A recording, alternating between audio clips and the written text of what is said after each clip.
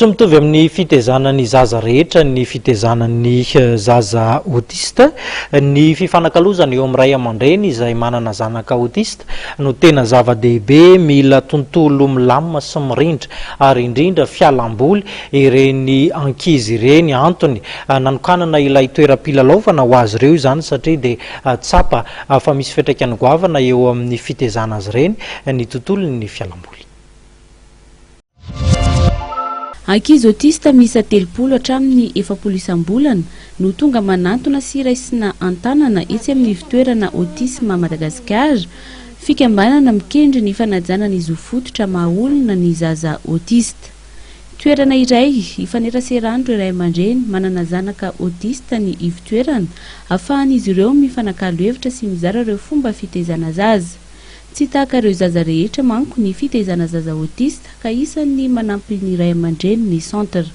Ny autisme Madagasikara moa araka ny fahalalana roa anazy dia fikambanana niainga tamina fahitany ray aman-dreny fa tsisy fandraisana tanana momba ny autisme eto Madagasikara.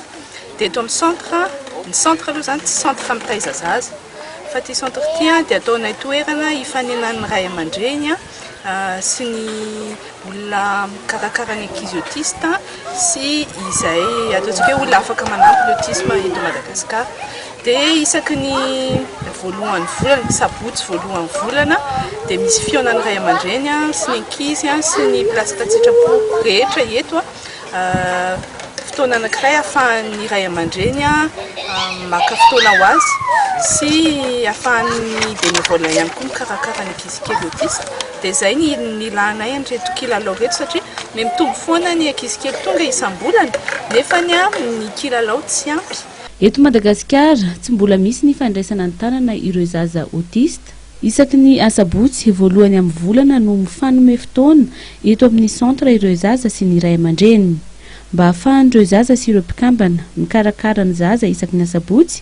Dia nisy androany ny fanokanana ny toeram-pilalaovana ao an-toerana izay notanterahan'ny GCI Vohitra Arivo amin'ny alalan'ilay tetikasa GCI Vohitra Maitso fanodinana ireo fako nentina nanatsarana ny toeram-pilalaovana. Nitokana teto andrano zany toerana filalaovana natao ho an'ny ankizy niainga avy amina matériel récupéré nangonay tany amin'ny entreprise marobe raka Antananarivo izy io dia raky ny tokantrano tsirairay ihany koa. Entreprise marobe zany no nifametanana nanome fako ho anay ahafahanay miaménager un tiers de jour ny autisme Madagasikara ity. Ny autisme dia anisan'ny fikorontanana ny toetra miparitaka indrindra mialohan'ny taona fahatelon'ny zaza matetika no mipoitra ireo soritra amantarana azy. Mitombo isa-taona ireo zaza voan'ny autisme.